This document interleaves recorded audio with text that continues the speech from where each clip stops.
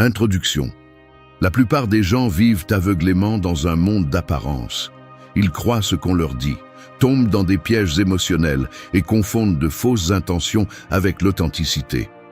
Ils ne se rendent pas compte qu'ils sont constamment manipulés, influencés et, dans le pire des cas, utilisés. Mais savez-vous ce qui distingue ceux qui dominent la vie de ceux qui sont dominés? Leur capacité à lire et à comprendre les gens instantanément. Car même si quelqu'un peut mentir avec ses mots, son corps, son ton de voix et ses micro-expressions le trahissent. Peu importe la qualité de sa performance, il y aura toujours quelque chose qui révélera sa véritable nature. Et si vous êtes assez perspicace, vous apprendrez à voir ce que les autres ne voient pas. Vous comprendrez ce qu'ils ressentent vraiment, même lorsqu'ils essaient. Ce n'est pas seulement une compétence utile, c'est un outil de survie. Si vous ne pouvez pas lire les gens, vous finirez par tomber dans leur jeu, à réagir impulsivement et à commettre des erreurs qui vous coûteront cher. Mais si vous apprenez à observer, à interpréter et à agir intelligemment, vous aurez un avantage sur 99%. Aujourd'hui, je vais vous donner les outils pour développer cette compétence. Je vais vous montrer comment déchiffrer les véritables intentions de quelqu'un, détecter les manipulations et projeter de la confiance dans n'importe quelle situation. Il ne s'agit pas de lire dans les pensées, il s'agit de lire la réalité avec clarté. Alors, faites attention, car ce que vous allez apprendre aujourd'hui peut complètement changer la façon dont vous interagissez avec le monde. Action 1. Apprendre à reconnaître les émotions déguisées. Les gens mentent, tout le temps, pas seulement avec des mots, mais aussi avec des expressions, des gestes, des silences et des changements subtils dans leur ton de voix. Nous vivons dans un monde où la majorité cache ce qu'elle ressent vraiment, que ce soit par peur, honte ou commodité. Certains le font parce qu'ils ne veulent pas se montrer vulnérables, d'autres parce qu'ils cherchent à manipuler, et quelques-uns parce qu'ils ne sont même pas conscients de ce qu'ils font. Mais si tu apprends à voir au-delà des apparences, si tu entraînes ta capacité à détecter les émotions déguisées, tu vas développer un énorme avantage sur les autres. Parce que pendant que les autres tombent dans des pièges émotionnels, tu liras la vérité qui se cache derrière chaque regard, chaque sourire forcé, chaque mot soigneusement choisi pour tromper. Et voici la clé. Les émotions réelles laissent toujours une trace. Tu peux déguiser une émotion, mais tu ne peux pas la faire disparaître complètement. Si quelqu'un dit qu'il va bien mais que sa bouche est tendue, sa mâchoire serrée et son regard évite le tien, il ne va pas bien. Si quelqu'un assure qu'il est calme, mais que sa respiration est irrégulière, ses mains tremblent et sa voix se brise au moment clé, il retient quelque chose. Les émotions déguisées sont comme un feu couvert par une couverture. Aussi fort qu'ils essaient de les cacher, les cendres, la fumée et la chaleur continueront à s'échapper. Et le problème est que la plupart des gens sont si distraits, si pris dans leur propre monde, qu'ils ne se rendent pas compte de ce qui se passe réellement devant leurs yeux. C'est ainsi qu'ils finissent entourés de personnes fausses, tombant dans des relations toxiques et faisant confiance à ceux qui ne le méritent pas. Mais tu ne peux pas te permettre cela. Si tu veux vraiment comprendre les gens, tu dois t'entraîner à lire ce qui n'est pas dit. Tu dois observer au-delà de la surface et capter les petits détails qui trahissent quelqu'un. Et ce n'est pas une question d'intuition, de magie ou d'un sixième sens. C'est simplement de l'attention et de l'observation. Quand tu parles à quelqu'un, fais attention à la congruence entre ses mots et ses gestes. Dit-il qu'il est heureux, mais ses lèvres se courbent à peine et son rire sonne vide? Il n'est pas heureux. Te dit-il qu'il ne se soucie pas de quelque chose, mais son corps est rigide et sa respiration s'accélère? Il ment. Te dit-il que tout va bien, mais ses épaules sont tombantes et son ton de voix est plat? Il est épuisé émotionnellement. Le langage corporel ne ment pas. Le problème est que la plupart des gens ne prennent pas le temps de voir ces détails. Et si tu ne les vois pas, tu deviens vulnérable. Tu deviens le genre de personne qui croit en de jolis mots et en des promesses vides. Celui qui est surpris quand quelqu'un le trahit. Celui qui se laisse tromper par des discours bien répétés. Mais si tu développes la capacité de voir la vérité derrière les mots, tu ne seras jamais trompé. Entraîne ta perception. N'écoute pas seulement ce que les gens disent, observe comment ils le disent. Regarde les changements sur leur visage, les poses inconfortables, la tension dans leur mâchoire, la façon dont leurs mains bougent quand ils parlent. Quand quelqu'un ment ou cache quelque chose, son corps le trahit. Cela ne signifie pas que tu dois devenir paranoïaque, ni que tu dois remettre tout le monde en question. Cela signifie que tu dois être conscient de la réalité. Les gens cachent des choses, et si tu n'apprends pas à le voir, tôt ou tard, tu paieras le prix. Alors à partir de maintenant, arrête de prendre tout au pied de la lettre. Ouvre les yeux, fais attention, regarde au-delà de l'évidence. Parce que ceux qui développent cette compétence non seulement évitent d'être trompés, mais commencent aussi à voir le monde tel qu'il est. Et quand tu vois la vérité, tu prends de meilleures décisions. Parce que celui qui sait lire les émotions déguisées sait exactement à qui il a affaire. Action 2. Observez comment leur réaction change sous pression. Le véritable caractère d'une personne ne se voit pas quand tout est calme, mais quand la pression commence à étouffer. N'importe qui peut trouver sécurité, stabilité et même gentillesse lorsque les circonstances lui sont favorables. Mais dès que le stress apparaît, les masques se fissurent et la vérité s'infiltre par les fissures. Sous pression, les gens perdent le contrôle de leurs réponses répétées et montrent leur véritable essence. Ils s'agitent, hésitent, balbutient ou explosent. Certains s'accrochent à des excuses, d'autres déchargent leur frustration sur les autres, tandis que certains s'effondrent à la première difficulté. Lorsque l'environnement n'est plus favorable, chaque personne réagit en fonction de ce qu'elle est vraiment. La plus grande erreur est de juger les autres sur la façon dont ils agissent dans leurs meilleurs jours. Les gens confondent la courtoisie avec la bonté, le calme avec la force, la confiance avec la stabilité émotionnelle. Mais rien de tout cela n'est réel jusqu'à ce que la pression les mette à l'épreuve. Lorsqu'une personne qui se vante de patience s'irrite pour le moindre désagrément, elle démontre que sa patience n'a jamais été authentique. Elle était simplement dans une situation confortable.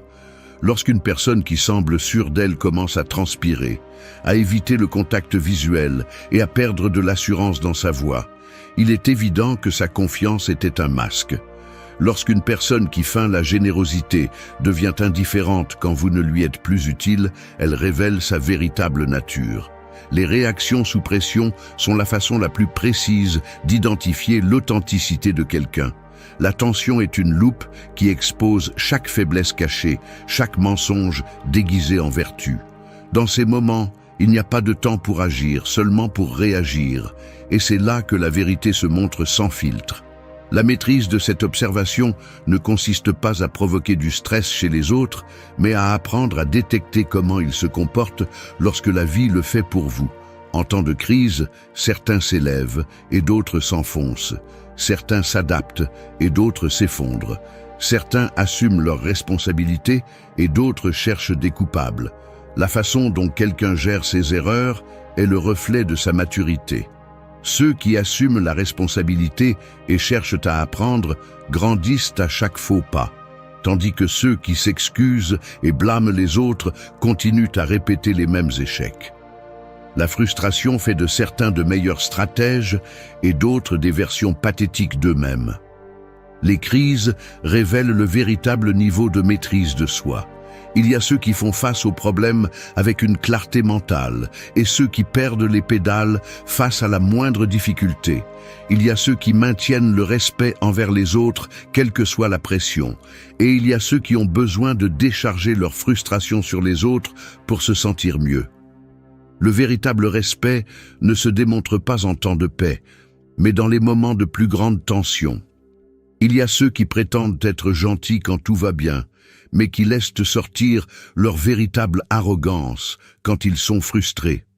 Il y a ceux qui sont généreux quand ils ont de quoi, mais qui deviennent égoïstes dès qu'ils sentent qu'ils peuvent perdre quelque chose. La façon dont quelqu'un gère la confrontation expose également sa force ou sa fragilité. Certains sont capables d'écouter, d'analyser et de répondre intelligemment.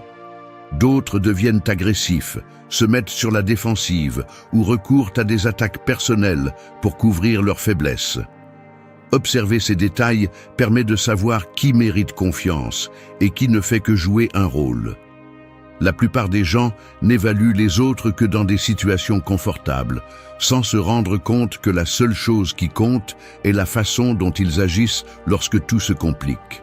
Le véritable caractère se forge dans l'adversité. Ceux qui s'effondrent sous la pression n'ont jamais été forts, ils étaient simplement à l'aise. Ceux qui perdent leur calme à chaque défi ne sont pas stables, ils n'ont simplement jamais été mis à l'épreuve. La vie, à un moment donné, expose tout le monde. Le temps est le meilleur juge et les circonstances difficiles sont le seul examen que personne ne peut truquer. Lorsque la pression arrive, chacun montre ce qu'il est vraiment. Ceux qui comprennent cela ne se laisseront jamais tromper. Ceux qui ne le comprennent pas finissent entourés de personnes qui ne sont pas ce qu'elles prétendent être. Action 3. Capter les changements subtils dans son expression faciale. Le visage d'une personne est un livre ouvert pour celui qui sait le lire. La plupart croient pouvoir cacher ce qu'ils ressentent avec des mots bien choisis et un ton de voix contrôlé. Mais le visage laisse toujours échapper la vérité. Chaque petite contraction musculaire, chaque léger changement de regard, chaque geste éphémère est un indice sur ce qui se passe réellement à l'intérieur. Le problème est que presque personne ne prête attention. Les gens écoutent ce qu'on leur dit, mais ils n'observent pas comment on le leur dit. Ils ignorent les détails qui révèlent l'inconfort, la peur, le mépris ou l'intérêt véritable. Et c'est là qu'ils deviennent vulnérables. Le visage humain est incapable de cacher complètement les émotions car elles se produisent à un niveau instinctif. Lorsqu'une personne ressent de la colère, de la frustration, de la surprise ou de l'insécurité, son cerveau le traite en millisecondes et avant qu'elle puisse le contrôler, son visage l'a déjà reflété. On appelle cela des micro-expressions. Les micro-expressions sont des réponses automatiques et involontaires qui durent des fractions de secondes, trop rapides pour être falsifiées. Même si quelqu'un essaie de cacher sa réaction, même s'il sait mentir avec des mots, son visage montrera toujours l'émotion réelle avant qu'il puisse la réprimer. Un léger froncement de sourcils avant de répondre calmement indique de la colère ou de l'agacement réprimé. Un bref soulèvement d'un sourcil alors que quelqu'un prétend être d'accord est un signe de scepticisme ou d'incrédulité. Un sourire qui apparaît et disparaît trop rapidement n'est pas un sourire authentique, mais une réponse mécanique sans émotion réelle. Un regard qui se retient un instant avant de s'adoucir indique que la personne a ressenti de la colère, mais l'a cachée. Ces détails se produisent en moins d'une seconde, mais ils sont incontrôlables. Le visage agit avant que l'esprit ait le temps de dissimuler. Ceux qui maîtrisent la lecture des expressions faciales ont un énorme avantage sur les autres. Ils peuvent détecter les mensonges, identifier les émotions cachées et lire la véritable intention d'une personne sans avoir à lui poser de questions. Alors que les autres se contentent de ce qui est dit, ils voient ce qui est réellement ressenti. Apprendre à lire ces changements subtils nécessite de la pratique.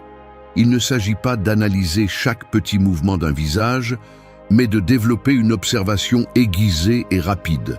Les personnes qui sont trop évidentes dans leur analyse deviennent mal à l'aise, mais celles qui savent le faire naturellement parviennent à extraire des informations sans que personne ne le remarque. Les yeux sont un autre outil de lecture infaillible. Un regard qui dévie au moment précis où quelqu'un répond à une question est un signe d'évasion. Un clignement des yeux plus lent que la normale peut indiquer que quelqu'un est en train de préparer un mensonge avant de le dire. Une dilatation soudaine des pupilles peut signifier de l'intérêt ou de l'excitation, tandis qu'un durcissement de l'expression peut révéler une émotion négative réprimée.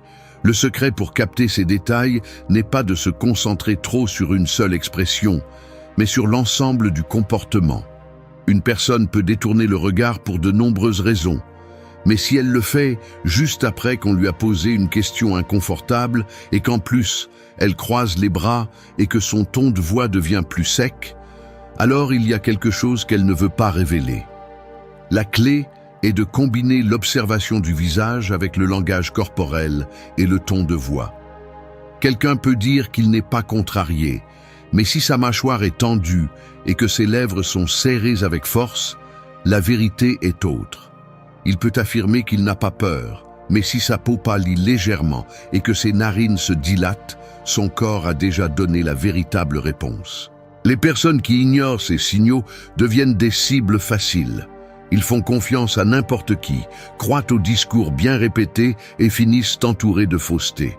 Mais ceux qui apprennent à voir au-delà de la surface peuvent comprendre ce qui se passe réellement, même quand personne ne le dit à haute voix. Action 4. Évalue comment il traite les autres. Le véritable caractère d'une personne ne se mesure pas à la façon dont elle te traite, mais à la façon dont elle traite ceux dont elle n'a besoin de rien.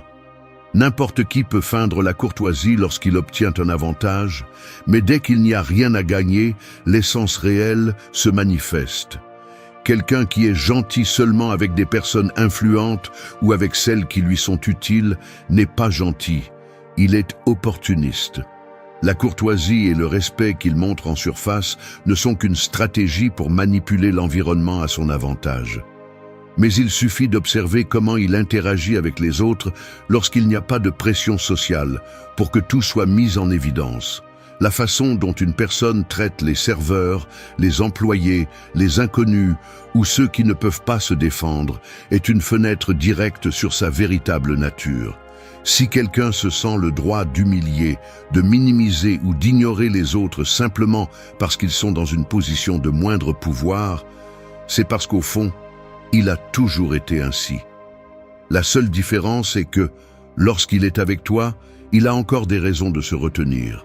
Ce type de personnes sont dangereuses car elles jouent un double jeu. Elles sont charmantes avec ceux qui peuvent leur offrir quelque chose, mais froides ou cruelles avec ceux qu'elles considèrent comme inférieurs. Aujourd'hui, elles peuvent te traiter bien, mais le jour où tu ne leur seras plus utile, elles te regarderont avec la même indifférence avec laquelle elles regardent ceux qu'elles méprisent maintenant. Observer ces signes permet de détecter à temps les personnes égoïstes, arrogantes ou hypocrites. Peu importe à quel point tu traites bien quelqu'un aujourd'hui, si son traitement envers les autres est impitoyable, ce n'est qu'une question de temps avant que tu te retrouves au même endroit. Mais cette observation ne révèle pas seulement le négatif, elle permet également d'identifier ceux qui sont authentiques dans leur respect et leurs valeurs. Les personnes vraiment intègres ne font pas de distinction entre quelqu'un d'influent et quelqu'un d'inconnu. Leur caractère est le même dans toutes les situations. Les leaders naturels n'humilient pas ceux qui sont en dessous d'eux, ils les inspirent. La véritable force ne se montre pas en s'imposant sur les autres, mais en les élevant sans craindre qu'ils grandissent. Seuls les insécurisés ont besoin de faire sentir les autres petits pour se sentir grands. La façon dont quelqu'un traite son environnement révèle également son niveau de contrôle émotionnel. Les impulsifs se déchargent sur quiconque est à proximité lorsqu'ils sont frustrés. Les arrogants méprisent ceux qu'ils considèrent comme faibles et les manipulateurs ajustent leur attitude en fonction de qui les observe. Rien de tout cela n'arrive par accident. Chaque mot, chaque geste, chaque réaction est une décision. Il n'y a pas d'excuse. Si quelqu'un traite mal les autres de manière récurrente, c'est parce que c'est sa véritable essence. Celui qui comprend ce principe cesse d'être naïf. Il ne tombe plus dans le piège de croire qu'une personne est bonne simplement parce qu'elle le traite bien. Il apprend à lire le panorama complet et, ce faisant, se protège des tromperies inutiles. La vie est trop courte pour s'entourer de ceux qui ne valorisent les gens qu'en fonction de ce qu'ils peuvent obtenir d'eux. Observer comment quelqu'un traite les autres permet d'anticiper avec précision quel type de personne il est et s'il vaut la peine de le garder près de soi. Action 5. Utiliser l'effet miroir. Les gens ont confiance en ceux qui leur ressemblent. C'est un principe psychologique simple mais puissant. Lorsqu'une personne perçoit que sa façon de parler, son langage corporel ou son énergie sont reflétés dans une autre personne, elle ressent une connexion instantanée, même sans s'en rendre compte. C'est ce qu'on appelle l'effet miroir, et le maîtriser vous donne la capacité d'influencer les interactions sans effort. La plupart des gens le font de manière inconsciente. Des amis qui ont passé des années ensemble finissent par adopter des expressions similaires. Les couples qui se comprennent parfaitement synchronisent leurs gestes et leur ton de voix sans le planifier. Le cerveau humain associe la similitude à la confiance. Mais la différence entre ceux qui utilisent ce principe naturellement et ceux qui le maîtrisent consciemment est abyssale. Celui qui comprend l'effet miroir peut générer de l'empathie avec n'importe qui, briser les barrières sociales et faire en sorte que les gens se sentent à l'aise sans qu'ils soupçonnent qu'ils sont influencés. Le reflet subtil du langage corporel est la façon la plus efficace d'appliquer cette technique. Lorsqu'une personne croise les bras, incline la tête ou change de posture, imiter ce mouvement naturellement crée un sentiment de connexion immédiate. Mais la clé est de le faire subtilement. Copier de manière évidente semble forcé et provoque le rejet. Cela doit être quelque chose de progressif, naturel, comme si le rythme de la conversation vous guidait. Le ton de la voix et le rythme de la parole jouent également un rôle crucial. Si quelqu'un parle vite et avec énergie, répondre avec la même intensité maintient le flux naturel de la conversation. Si quelqu'un utilise un ton posé et réfléchi, répondre de la même manière renforce le sentiment de compréhension mutuelle. Ce principe est particulièrement utile dans les négociations, les entretiens ou toute situation où la confiance est clé. Lorsqu'une personne sent qu'elle parle à quelqu'un qui la comprend, elle baisse la garde, se détend et est plus susceptible d'être ouverte et honnête. Mais l'effet miroir ne concerne pas seulement la synchronisation du langage corporel et de la voix. Il implique également de comprendre l'état émotionnel de l'autre personne et de le refléter intelligemment. Si quelqu'un est frustré, répondre calmement plutôt qu'agressivement aide à équilibrer l'interaction. Si quelqu'un est excité, répondre avec enthousiasme renforce la connexion. Il ne s'agit pas de manipuler, mais de comprendre et de s'adapter. L'erreur de beaucoup de gens est d'imposer leur propre rythme et énergie sans tenir compte de l'état mental de l'autre. Cela crée des barrières inutiles. Celui qui maîtrise l'effet miroir s'adapte, coule et fait en sorte que toute conversation se sente naturelle et confortable. Pour appliquer cette technique efficacement, il est important de développer l'observation. Prêtez attention à la posture de l'autre personne, à son ton de voix, à son niveau d'énergie. Si quelqu'un est détendu et parle lentement, imitez ce rythme pour créer une atmosphère de confiance. Si quelqu'un est enthousiaste et énergique, reflétez son énergie pour maintenir le dynamisme de la conversation. Il est également utile de pratiquer avec de petites interactions quotidiennes. Dans les conversations de tous les jours, remarquez comment les gens réagissent lorsque vous reflétez inconsciemment leur langage corporel. Avec le temps, cette compétence devient naturelle et cesse de se sentir comme un effort conscient. Ceux qui ne comprennent pas ce principe ont tendance à créer de la résistance sans s'en rendre compte. Ce sont ceux qui parlent trop vite à quelqu'un qui a besoin de temps pour traiter l'information. Ce sont ceux qui maintiennent une posture fermée lorsque l'autre personne cherche l'ouverture. Ce sont ceux qui forcent une attitude dominante lorsque la situation exige de la patience.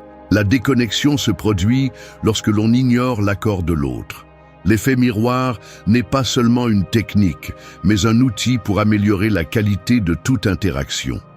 Le comprendre et l'appliquer intelligemment permet de créer des liens plus solides, de faciliter les accords et de faire en sorte que la communication coule naturellement. Savoir se connecter avec les autres à ce niveau n'est pas un tour de passe-passe social. C'est un avantage qui se reflète dans tous les domaines de la vie. Action 6. Découvrez quand quelqu'un agit ou est authentique. Les gens peuvent mentir avec des mots, ils peuvent déguiser leurs intentions avec des gestes répétés et ils peuvent projeter une image qui n'a rien à voir avec ce qu'ils sont vraiment. Mais la vérité, tôt ou tard, se fait toujours jour. Apprendre à distinguer entre quelqu'un d'authentique et quelqu'un qui joue simplement un rôle est l'une des compétences les plus importantes pour éviter les tromperies, les manipulations et les déceptions. Les signes sont partout, mais la plupart des gens ne les voient pas. Non pas parce qu'ils sont difficiles à détecter, mais parce que les gens choisissent de croire ce qui leur convient. Beaucoup préfèrent accepter un mensonge confortable plutôt que de faire face à une vérité inconfortable. Mais ceux qui veulent vraiment comprendre les autres doivent s'entraîner à voir au-delà des apparences. Une personne authentique est cohérente dans sa façon d'agir. Son langage corporel, ses mots et ses émotions sont alignés. Elle n'a pas besoin d'exagérer ou de forcer des réactions. Elle ne cherche pas à impressionner quelqu'un parce que ce qu'elle montre est réel. En revanche, celui qui joue un rôle tombe souvent dans des contradictions. Il dit une chose, mais son corps en exprime une autre. Il sourit, mais ses yeux reflètent une tension. Il parle avec assurance, mais ses gestes révèlent un malaise. Ses histoires changent en fonction de l'audience. Son comportement varie en fonction de qui l'observe. Les imposteurs exagèrent, ils feignent l'intérêt, forcent les émotions et surjouent pour faire une impression spécifique. Un rire trop fort, une réaction trop enthousiaste ou un geste de tristesse qui semble calculé sont des signes que quelque chose ne va pas. Celui qui joue un rôle s'efforce trop parce qu'il sait que ce qu'il projette n'est pas naturel. Un autre signe révélateur est l'incohérence dans le temps. Quelqu'un d'authentique n'a pas besoin de se rappeler quelle version de lui-même il a montré hier. Sa façon d'être est la même dans tous les contextes. En revanche, quelqu'un qui feint doit ajuster son histoire constamment. Un jour, il est gentil et attentionné. Un autre jour, il est froid et distant. Sa personnalité change en fonction de ce qui lui convient à ce moment-là. Les personnes authentiques ne cherchent pas désespérément l'approbation. Ils n'ont pas besoin de validation constante ni de s'efforcer de s'intégrer à tout prix. Ils parlent avec honnêteté, même si cela signifie mettre les autres mal à l'aise. Ils ne modifient pas leur discours pour plaire. Leur identité ne dépend pas de l'opinion des autres. Les faux, en revanche, se façonnent en fonction de la situation. Ils disent ce qu'ils pensent que les autres veulent entendre, changent leur position en fonction du public et ajustent leur moralité en fonction de la commodité. Ils sont experts pour dire la bonne chose, mais leur comportement ne finit jamais par correspondre. Le langage corporel est un autre indicateur. Lorsqu'une personne est authentique, son expression et sa posture sont naturelles. Soyez à l'aise dans votre propre peau. D'un autre côté, celui qui feint a tendance à montrer des signes de tension. Il rit à des moments étranges, évite le contact visuel dans des situations inconfortables ou gesticule plus que nécessaire pour compenser son insécurité. Il ne s'agit pas de juger tout le monde avec paranoïa, mais d'apprendre à remarquer ces modèles. La vie est pleine de personnes qui ne montrent qu'une façade. Ceux qui font confiance aveuglément à n'importe qui finissent par être entourés de fausseté. La clé est d'observer avec patience. Ne vous laissez pas impressionner par ce que quelqu'un dit en un jour, mais par ce qu'il démontre avec le temps. La vérité apparaît toujours dans les petits détails. Une réaction déplacée, une attitude forcée, une histoire qui ne correspond pas. Détecter qui est réel et qui joue simplement un rôle est un avantage que peu de gens ont. Celui qui développe cette compétence ne sera jamais facilement trompé. Action 7. Maîtriser l'art de lire entre les lignes. La plupart des gens écoutent ce qui est dit en surface, mais ne prêtent pas attention à ce qui est réellement communiqué. Les mots peuvent être soigneusement choisis pour dissimuler des intentions, mais il y a toujours quelque chose de plus profond derrière eux. Celui qui n'apprend pas à lire entre les lignes reste vulnérable face aux manipulateurs, aux tromperies et aux demi-vérités. Tout le monde ne dit pas ce qu'il pense vraiment. Beaucoup cachent leurs véritables intentions derrière des phrases ambiguës, des compliments empoisonnés ou des excuses conçues pour dissimuler la réalité. Mais les mots laissent toujours des traces. Dans la façon dont quelqu'un parle, dans ce qu'il omet, dans sa réaction à certains sujets, c'est là que se trouve la vérité que la plupart ne voient pas. Lire entre les lignes ne signifie pas interpréter ce que vous voulez croire, mais analyser avec précision ce que quelqu'un transmet réellement. Ne vous contentez pas des mots, prêtez attention à l'intention derrière eux. Les personnes qui maîtrisent cet art prêtent attention aux pauses, aux changements de ton de voix, à la manière dont quelqu'un évite certains sujets ou répond par des phrases génériques quand il devrait être direct. Ce qui n'est pas dit est souvent plus important que ce qui est dit. Quand quelqu'un change soudainement de sujet, c'est parce qu'il y a quelque chose qu'il ne veut pas discuter. Quand il donne des réponses vagues ou peu engageantes, c'est parce qu'il veut éviter une vérité inconfortable. Quand il utilise des mots compliqués et ornés, il essaie souvent de dissimuler un mensonge. Les réponses trop parfaites sont souvent un signe que quelque chose est caché. Apprendre à lire entre les lignes est un avantage dans tous les domaines de la vie. Des conversations décontractées aux négociations importantes, comprendre ce qui est réellement communiqué vous permet de prendre de meilleures décisions et de ne pas tomber dans des pièges émotionnels. Mais il ne s'agit pas seulement de détecter les mensonges ou les tromperies, mais aussi de comprendre ce dont les autres ont réellement besoin. Beaucoup de personnes ont du mal à exprimer ce qu'elles ressentent ou ce qu'elles veulent, mais leurs mots, leurs gestes et leur silence le rendent clair. Quelqu'un peut dire qu'il va bien quand son ton de voix et son langage corporel indiquent le contraire. Il peut nier qu'il est dérangé par quelque chose, mais sa façon d'agir reflète son inconfort. Celui qui maîtrise cette compétence ne se laisse pas emporter par l'émotion du moment. Il écoute attentivement, observe avec patience et analyse avant de réagir. Il ne se laisse pas tromper par de belles paroles, ni manipuler par des discours calculés. Il comprend que la véritable communication ne réside pas dans ce qui est dit ouvertement, mais dans ce qui est caché derrière. Pour développer cette capacité, il faut prêter attention à 3 éléments clés. Le langage non verbal, la façon dont quelqu'un bouge, maintient sa posture et change ses expressions en dit plus que n'importe quel discours. Si les mots disent une chose, mais que le corps en dit une autre, le corps a toujours raison. Le ton de la voix et les pauses, les gens ont tendance à hésiter ou à éviter certains mots quand ils ne veulent pas révéler quelque chose. Un ton trop contrôlé sur un sujet sensible peut indiquer que quelqu'un a répété sa réponse. Les incohérences dans le message, si une histoire change avec le temps, c'est parce qu'il y a quelque chose qui ne correspond pas. Quand quelqu'un parle avec trop de détails inutiles, il essaie souvent de renforcer un mensonge. Ceux qui ne savent pas lire entre les lignes sont facilement trompés. Ils restent avec la version superficielle des faits, croient en des discours bien structurés sans analyser le fond et font confiance à ceux qui savent manipuler avec des mots.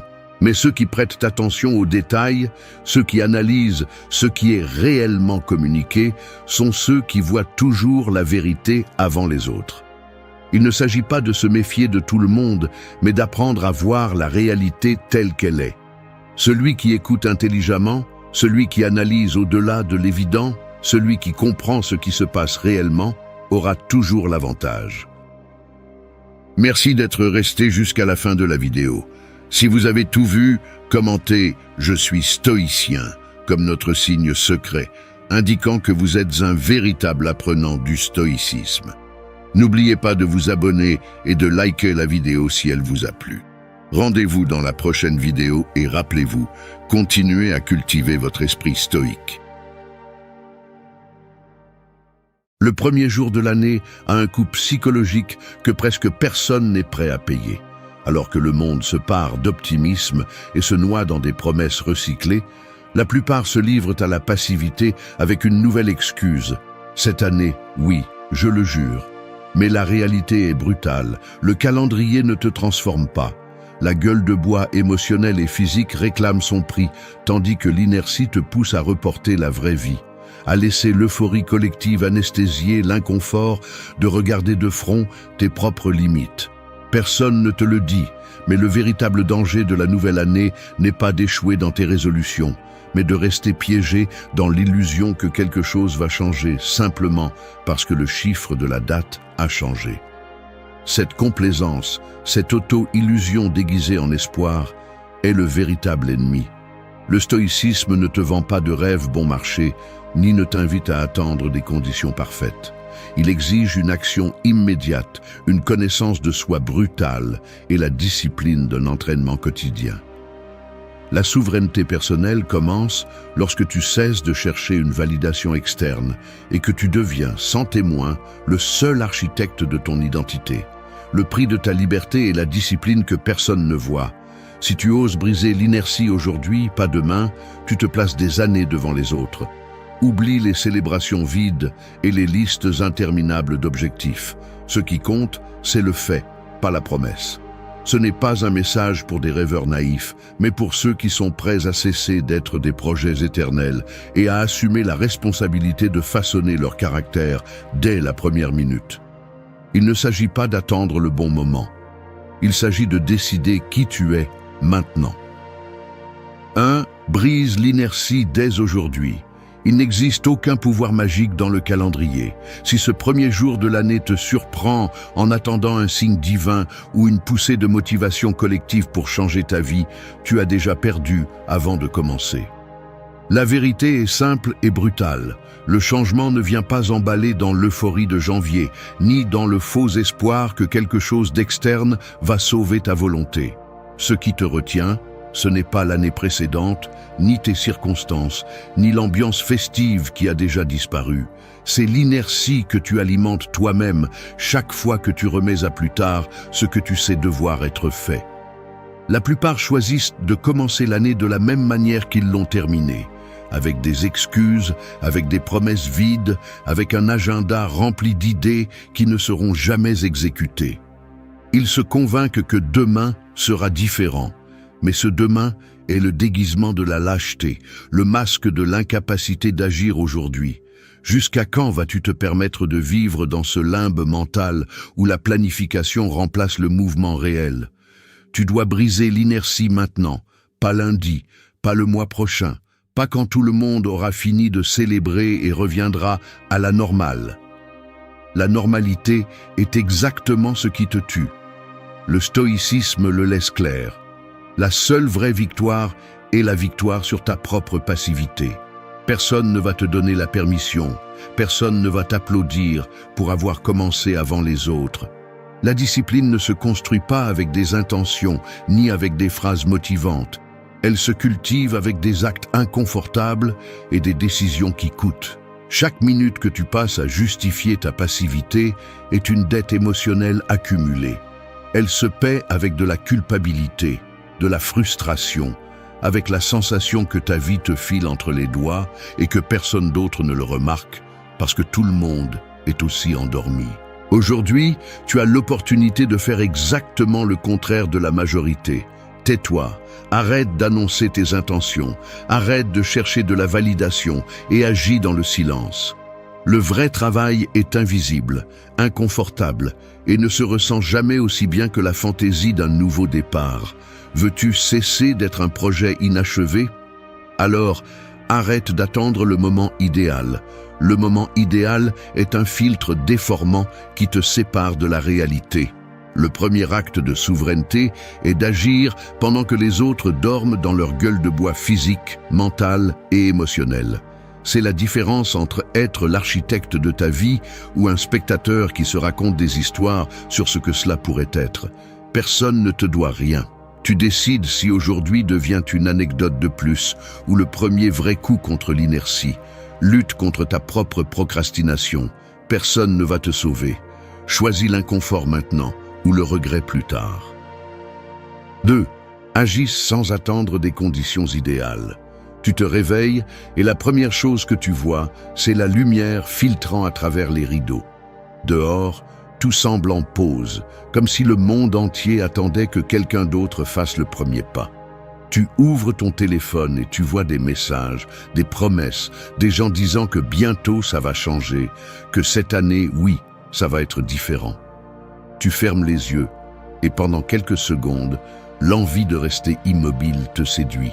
Peut-être serait-il plus facile d'attendre que tout soit en ordre, que l'humeur revienne, que la motivation soit suffisante pour démarrer sans te sentir entraîné. Voilà le premier obstacle, silencieux et constant. Cette voix intérieure qui te convainc que ce n'est pas encore le bon moment, que tu as besoin de clarté, d'énergie, d'un environnement plus propice ou simplement de moins de bruit dans la tête. Mais tu sais bien que la journée ne sera jamais parfaitement alignée avec ton désir d'avancer.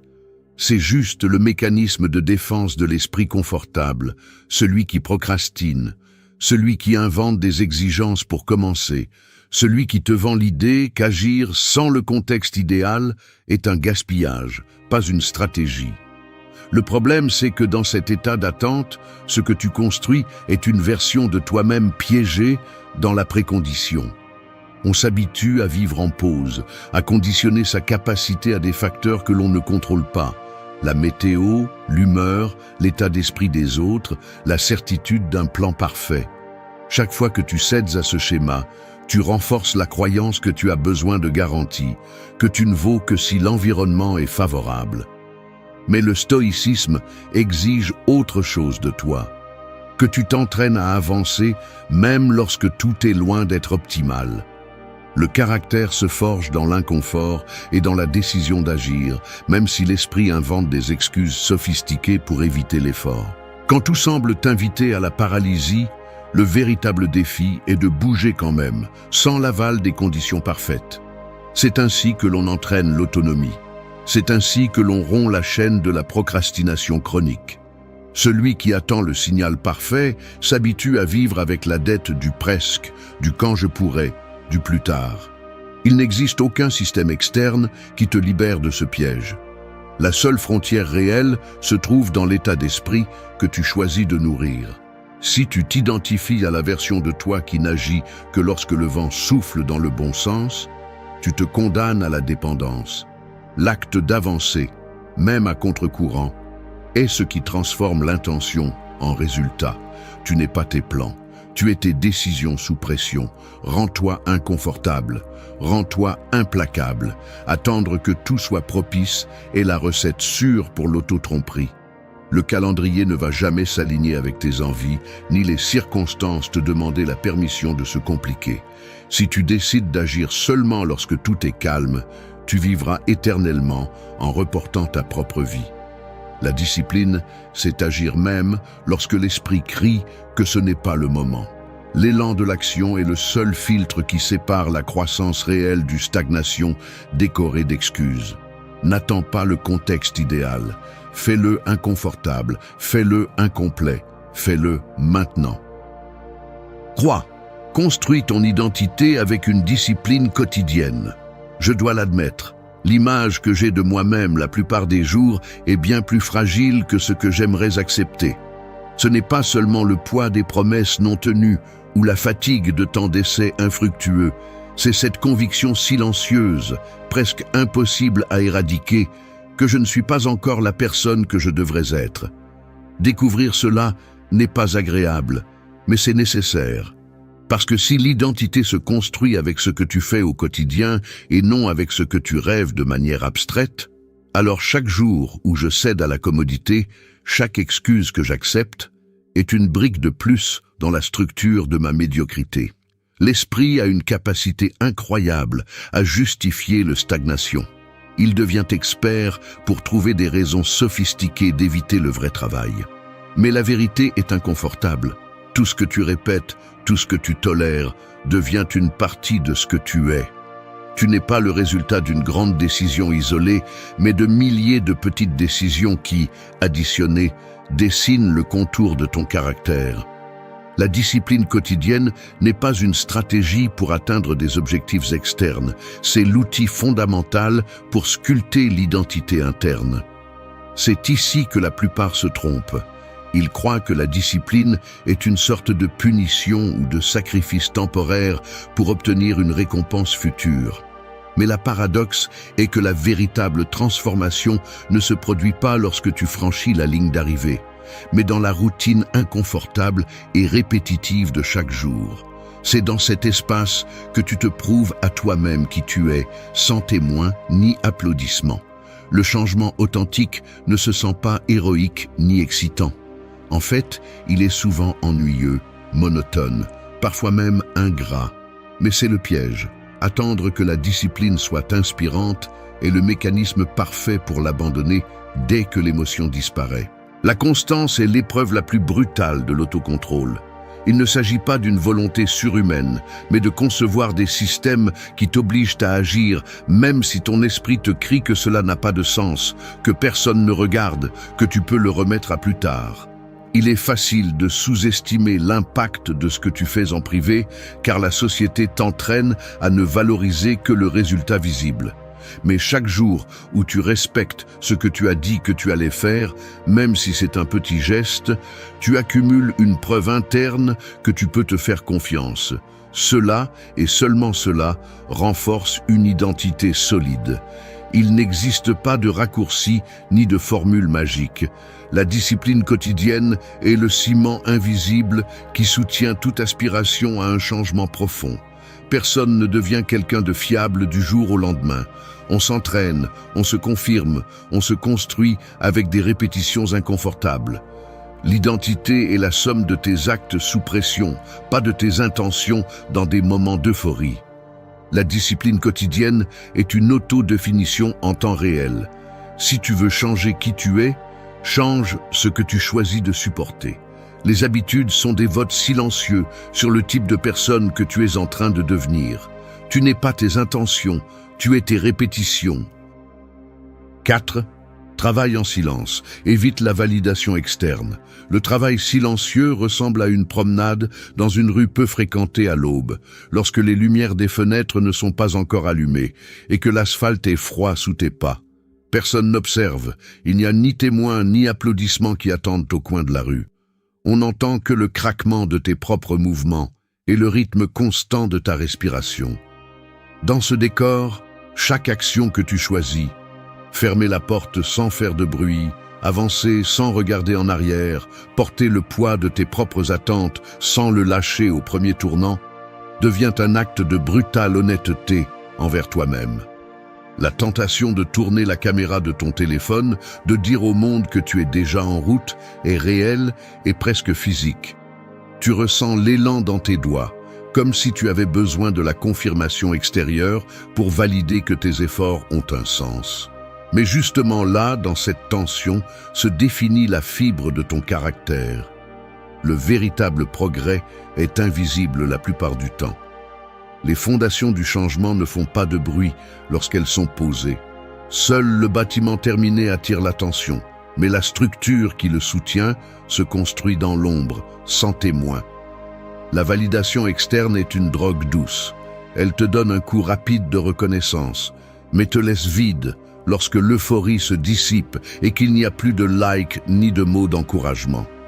Chaque fois que tu annonces tes objectifs, chaque fois que tu cherches le regard approbateur des autres, tu dilues une partie de ta volonté dans l'opinion d'autrui. C'est un troc silencieux. Tu échanges ton autonomie contre un applaudissement fugace. Le stoïcisme le comprend bien. Travailler en silence n'est pas un vœu d'invisibilité ni une pose de fausse humilité, c'est l'entraînement délibéré de la souveraineté intérieure. C'est apprendre à te soutenir dans ton propre jugement, à avancer même si personne ne le sait, à tolérer le poids de l'incertitude sans chercher de soulagement dans l'approbation collective. Le muscle le plus difficile à renforcer est celui de l'auto-affirmation. Faire ce que tu dois faire, même si tu ne reçois aucune récompense visible.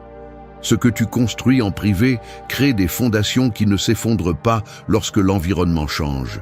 La plupart des gens cherchent des témoins parce qu'ils craignent que l'effort en solitaire ne compte pas, comme si la valeur d'une journée disciplinée avait besoin d'un enregistrement public pour exister. Mais la vérité est plus crue. Seul ce que tu fais sans besoin de spectateurs définit ce que tu es vraiment.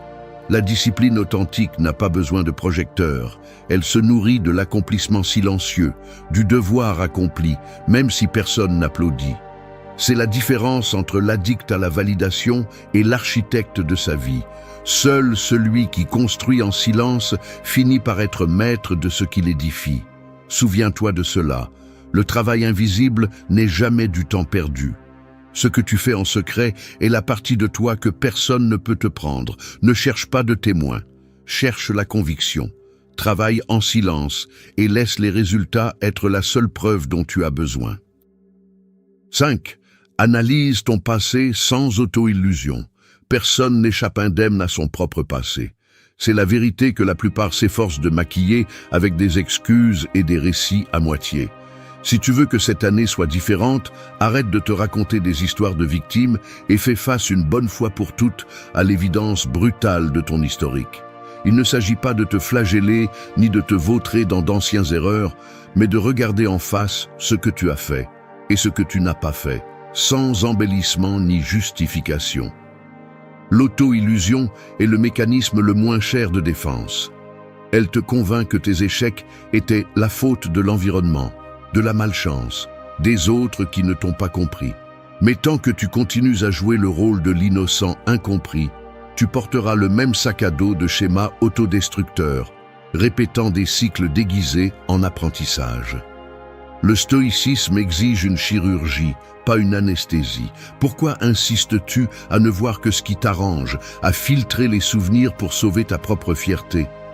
La maturité commence lorsque tu es capable de faire l'inventaire réel de tes décisions et de reconnaître avec une brutalité honnête où tu as échoué par manque de courage, où tu as cédé par confort, où tu as préféré les applaudissements faciles à la discipline inconfortable.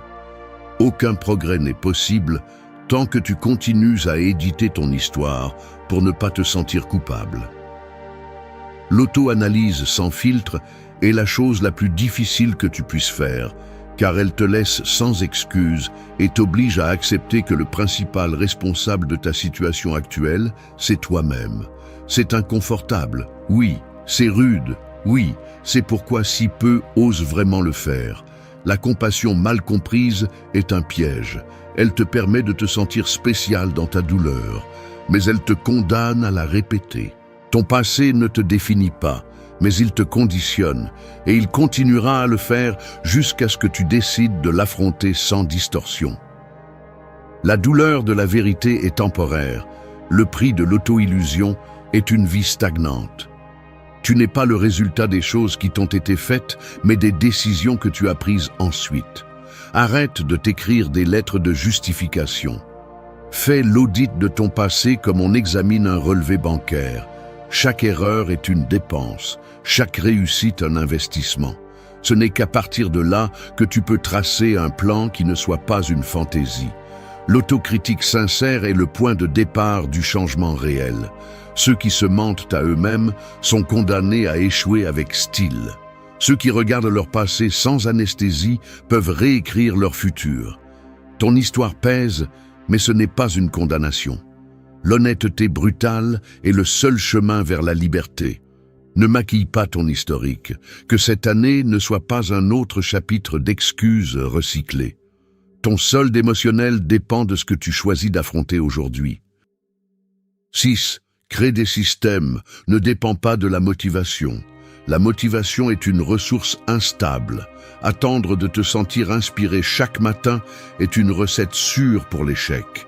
La plupart des gens ne veulent pas l'admettre, mais ce qui détermine vraiment le cours de tes journées n'est pas l'euphorie du moment, mais la structure invisible de tes habitudes et systèmes. Tu peux te tromper en croyant que la volonté sera suffisante, que l'enthousiasme suffira à soutenir chaque tentative de changement. Mais tôt ou tard, la réalité s'impose. La motivation monte et descend, se dissout face à la fatigue, la frustration ou le premier obstacle réel. Si tu dépends de cet élan éphémère, ta vie sera un cycle interminable de départs frénétiques et d'abandons silencieux. La véritable discipline ne naît pas du fait de ressentir l'envie, mais d'avoir un système qui t'oblige à agir même quand tu ne le veux pas. L'auto-tromperie la plus courante est de croire que tu es une personne disciplinée, simplement parce que tu as de bonnes intentions. En vérité, tu es aussi solide que les systèmes qui soutiennent ta routine lorsque la motivation disparaît. Ce qui n'est pas systématisé dépend de ton humeur, et faire confiance à ton humeur, c'est comme construire sur un sol instable. Tu perds tout au premier tremblement de doute ou de fatigue. Le mécanisme interne qui sabote tes tentatives de changement est subtil mais dévastateur. Tu te convaincs que demain tu te sentiras plus motivé, que tu as juste besoin d'un peu plus d'inspiration, comme si ce carburant émotionnel allait se matérialiser de nulle part. Mais ce qui te maintient vraiment bloqué n'est pas le manque d'envie, mais l'absence d'un environnement conçu pour rendre l'action inévitable. L'esprit cherche le chemin de moindre résistance. Si tu laisses tout à ton jugement momentané, tu finiras toujours par choisir ce qui est le plus facile, le plus confortable, ce qui ne nécessite pas de friction. C'est pourquoi les systèmes importent plus que les intentions. Un système est l'ensemble de règles, d'horaires et de structures qui éliminent la négociation interne. C'est le rappel physique que tes décisions ne dépendent pas de comment tu te sens aujourd'hui, mais d'un engagement préalable envers ce que tu as décidé d'important. La psychologie est claire. Plus tu as de décisions à prendre sur le moment, plus tu laisses de place à l'autosatisfaction. Chaque décision improvisée est une porte ouverte au sabotage interne. Un système bien construit réduit la friction, automatise l'essentiel et laisse moins de place à la paresse déguisée en raisonnement logique. Tu n'es pas ta motivation, tu es la solidité de tes systèmes.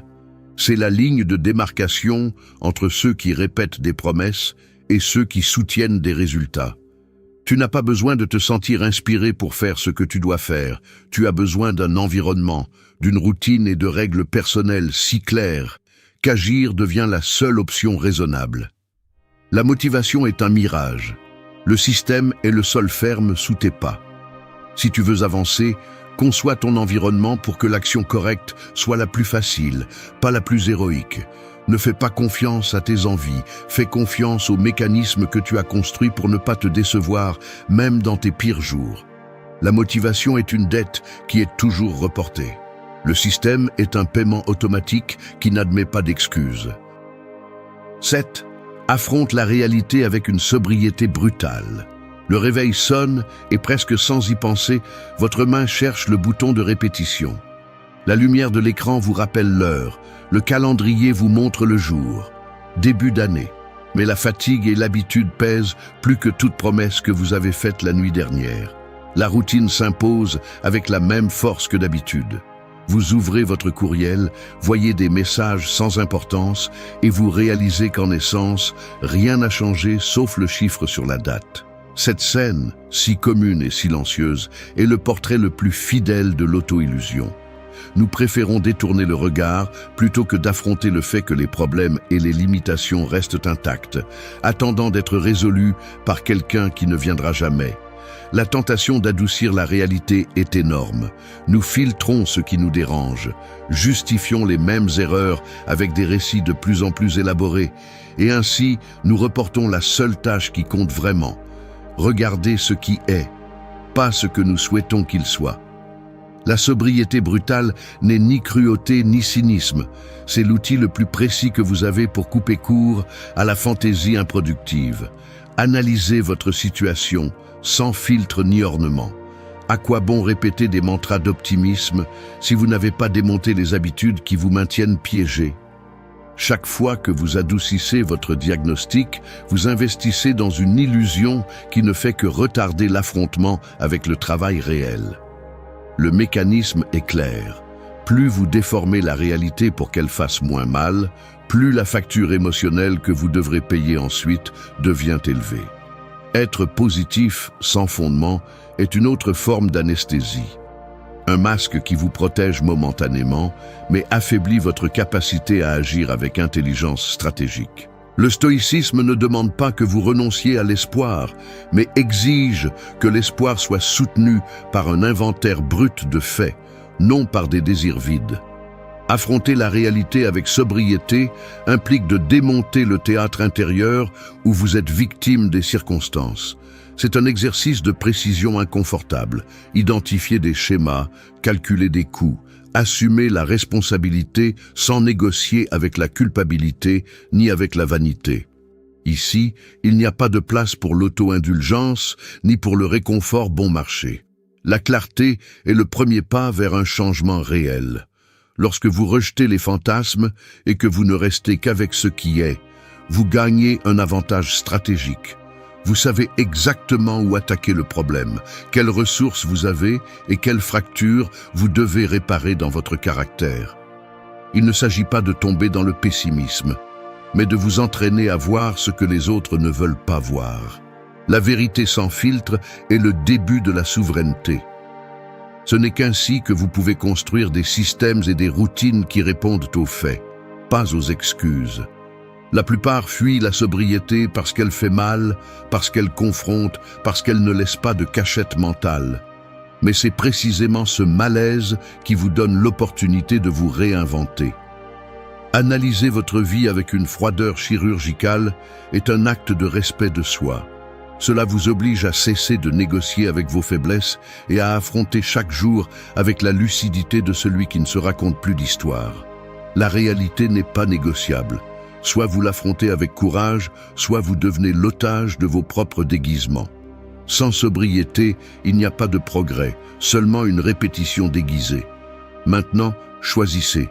Allez-vous continuer à éditer votre diagnostic ou allez-vous attaquer de front ce qui vous freine?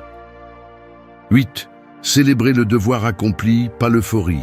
Je l'admets, j'ai ressenti cette douleur inconfortable après avoir terminé quelque chose d'important, comme si le travail accompli n'avait pas grande valeur s'il n'y a pas d'explosion d'émotions, comme si seule la célébration de ce qui semble grandiose ou électrisant en valait la peine. Je me retrouve à fermer l'ordinateur, le dos tendu, les mains froides, regardant l'horloge et attendant qu'à un moment donné, la satisfaction me traverse comme un éclair. Mais la réalité frappe avec un silence sourd. Il n'y a pas de feu d'artifice, pas de selfie de victoire, pas d'avalanche de félicitations. Il ne reste que la certitude d'avoir fait ce qu'il fallait.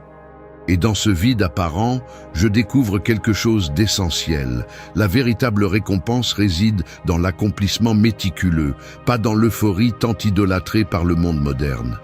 J'observe autour de moi et je vois comment tout est conçu pour récompenser l'enthousiasme superficiel.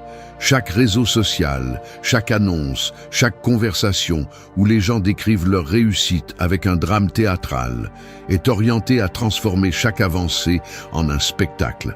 Mais le devoir accompli, cet acte sobre de faire ce qui doit être fait, même si personne ne regarde, passe inaperçu. Pourtant, c'est là que réside la véritable force. Je fais attention aux détails, les assiettes lavées et empilées sans applaudissements, le document envoyé à temps sans témoin, la routine terminée dans la pénombre de l'aube, alors que la ville bâille encore. Ce sont des gestes concrets, presque anonymes, mais chargés d'une dignité qui ne dépend ni de l'adrénaline ni des ovations des autres. J'apprends, à force de répétition, que s'attendre à des sensations épiques après avoir accompli son devoir est un piège émotionnel. L'impulsion de chercher une récompense immédiate, un coup de dopamine, est le même mécanisme qui nous pousse à abandonner des projets dès que l'émotion s'estompe. L'esprit devient accro à la célébration prématurée et oublie l'importance du processus silencieux. C'est pourquoi je célèbre le fait d'accomplir même lorsque l'émotion brille par son absence. Je célèbre d'avoir tenu ma parole, d'avoir résisté à la tentation de procrastiner, d'avoir bouclé la boucle même si la récompense est à peine perceptible. L'important n'est pas comment tu te sens, mais ce que tu maintiens. C'est la ligne qui sépare ceux qui avancent de ceux qui restent en attente d'un signe magique. Dans la vie quotidienne, peu de gens remarquent la différence entre celui qui accomplit et celui qui ne fait que promettre. Mais toi, tu le sais, car tu le ressens dans ton corps, le dos droit après avoir accompli, la fatigue authentique qui n'a pas besoin de justification, le silence intérieur qui ne vient qu'après avoir terminé ce que tu as décidé de commencer. La célébration la plus puissante est celle que tu fais en privé, sans musique ni spectateur, juste avec la certitude qu'aujourd'hui, tu ne t'es pas trahi. Le devoir accompli est la seule victoire qui ne s'estompe pas. Deviens accro à cette sobriété, à ce petit moment où tu reconnais ta propre solidité, car c'est là que se forge le caractère que nul applaudissement ne peut fabriquer. 9. Protège ton énergie des pièges sociaux. Tu es comme un réservoir d'énergie avec des fuites invisibles. Chaque fois que tu cèdes à la pression sociale, chaque fois que tu acceptes des conversations vides, des engagements que tu ne veux pas ou des rituels collectifs qui n'existent que pour que personne ne se sente exclu, Tu perds de la force sans t'en rendre compte. C'est un drainage lent mais implacable. On ne le remarque pas sur le moment, mais vient la nuit et tu te demandes pourquoi tu es épuisé sans avoir réellement fait quelque chose d'important. Te rends-tu compte de la quantité d'énergie que tu perds juste parce que tu ne sais pas dire non, par peur de détonner, par crainte de porter le poids de la désapprobation des autres? Voici la racine du problème. La société entraîne ses membres à se diluer dans la masse, à applaudir la médiocrité partagée, à célébrer l'irrélevant et à punir celui qui ose protéger son temps et sa concentration. Ce n'est pas un hasard. Le système est conçu pour que tu sois fonctionnel, pas souverain, obéissant, pas autonome. Chaque fois que tu participes à la farce de la validation collective, c'est comme si tu signais un billet émotionnel qui te laisse avec moins de ressources pour ce qui compte vraiment. Le piège social n'a pas toujours l'apparence d'une fête bruyante ou d'une réunion interminable. Parfois, c'est le message anodin qui te vole 5 minutes, l'invitation déguisée en courtoisie que tu sais qu'elle ne fera que te distraire, ou le commérage collectif qui t'entraîne à donner ton avis sur des sujets qui ne te construisent même pas d'1 millimètre. Défendre ton énergie est un acte de guerre silencieuse contre la pression de l'intégration. Ce n'est pas une rébellion superficielle, c'est une stratégie de haute performance. Le stoïcisme ne te demande pas d'être un ermite, il exige que tu aies du discernement. Cela signifie choisir tes batailles, fermer la porte à la pollution émotionnelle que produisent les drames des autres, les débats stériles et le besoin d'être toujours disponible pour tous, sauf pour toi-même. Chaque oui automatique est une fracture dans ta souveraineté. Chaque fois que tu tolères l'usure de la superficialité sociale, tu t'éloignes un pas de ta meilleure version. Tout ce qu'on te demande ne mérite pas une réponse. Tout ce que le monde célèbre n'est pas précieux. Gravez cela dans ta peau mentale. Protéger ton énergie implique d'accepter que tu vas être pointé du doigt, critiqué, voire isolé par moments. C'est le prix de l'autonomie réelle. La plupart préfèrent la fatigue de l'intégration à l'inconfort de l'authenticité. Mais c'est à toi de décider. Soit tu deviens le gardien féroce de ton propre temps et de ton attention, soit tu continues d'être la banque émotionnelle des autres. Personne ne va te donner la permission de te prioriser, tu vas devoir le prendre. La discipline ne se cultive pas seulement à la salle de sport ou dans la routine de travail. Elle se forge surtout dans la capacité à dire non sans culpabilité, à poser des limites sans s'excuser, à disparaître des scènes triviales pour apparaître dans les moments cruciaux de ta propre vie. L'énergie que tu gaspilles dans le socialement obligatoire est la même qui te manque quand vient le moment de réaliser tes objectifs privés. Ne te trompe pas. Personne ne se souvient de celui qui s'est sacrifié pour s'intégrer, mais tout le monde reconnaît celui qui a marqué son territoire et défendu ce qui compte. La souveraineté commence par l'autodéfense énergétique. Cesse d'être un donateur anonyme dans la collecte de la médiocrité. Protège ton énergie comme tu protégerais ta dernière ressource en cas d'urgence. Ce que tu ne défends pas, tu le perds. 10. Prends la responsabilité de ta souveraineté personnelle. Prends les choses en main ou tu vivras toujours sous des ordres extérieurs. Il n'y a pas d'autre choix. Tout ce que tu tolères, tout ce que tu laisses passer est une cession de ta souveraineté personnelle, un transfert invisible de ton pouvoir vers les circonstances, vers les désirs des autres, vers les inerties que tu ne remets jamais en question. Le mécanisme est subtil, tu l'appelles adaptabilité. Tu le justifies par des phrases comme « je préfère éviter les problèmes » ou « je ne veux pas déranger », mais au fond, tu sais qu'à chaque fois que tu choisis de ne pas déranger, ce que tu fais, c'est renoncer à ton propre gouvernement.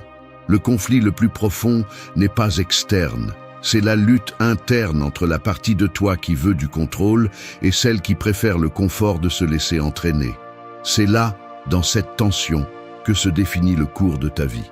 Être souverain n'est pas une posture hautaine ni une déclaration publique, c'est une responsabilité inconfortable qui exige que tu te regardes sans excuse et que tu reconnaisses combien de fois tu as préféré céder plutôt que d'assumer le coup de décider par toi-même. L'esprit a des mécanismes efficaces pour saboter ta souveraineté. Il se réfugie dans l'habitude, conçoit des contrats secrets avec la médiocrité et te murmure qu'il est plus facile de blâmer l'environnement que d'accepter que c'est toi qui n'as pas mis de limite. L'auto-tromperie est une stratégie de survie, mais aussi un frein à toute tentative d'autonomie réelle. Tu te convaincs que tu n'as pas de marge de manœuvre, que tout dépend de facteurs externes, et ainsi tu t'exonères de l'obligation de choisir. Mais la vérité est inconfortable. Chaque fois que tu ne décides pas pour toi, tu décides que d'autres le fassent. Il n'y a pas de neutralité dans la souveraineté personnelle. Soit tu la réclames, soit tu la perds. La liberté ne se demande pas, elle s'exerce. C'est une phrase qui semble simple, mais qui fait mal quand tu l'analyses en profondeur.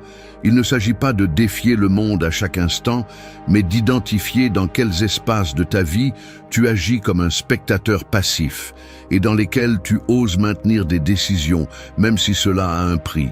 Prendre la responsabilité de ta souveraineté implique d'accepter le poids de tes choix sans répartir la facture entre les autres. C'est une forme de maturité que l'on acquiert en disant non quand il est plus facile d'acquiescer, en maintenant tes priorités, même si cela implique de décevoir les attentes des autres, en restant ferme lorsque la pression collective te pousse à te diluer. La véritable estime de soi ne naît pas d'affirmations vides, mais de l'évidence concrète que tu es capable de protéger ton territoire intérieur. Tu ne défends pas ta souveraineté avec des mots, mais avec des limites. Le conflit émotionnel apparaît lorsque tu ressens l'inconfort d'aller à contre-courant, mais ce malaise est le prix de la liberté. Personne ne va te remettre ton indépendance enveloppée dans une promesse de facilité. Tu devras l'arracher des mains de l'habitude, de la peur, de la tendance à plaire. Commence aujourd'hui, choisis un espace, une décision, une frontière et prends la responsabilité du résultat sans excuse. C'est ainsi que se construit la souveraineté personnelle, brique par brique, jour après jour, jusqu'à ce que l'autonomie devienne ta façon naturelle d'être dans le monde. Merci d'être resté jusqu'à la fin de la vidéo. Si vous avez tout vu, commentez « Je suis stoïcien » comme notre signe secret, indiquant que vous êtes un véritable apprenant du stoïcisme. N'oubliez pas de vous abonner et de liker la vidéo si elle vous a plu. Rendez-vous dans la prochaine vidéo et rappelez-vous, continuez à cultiver votre esprit stoïque.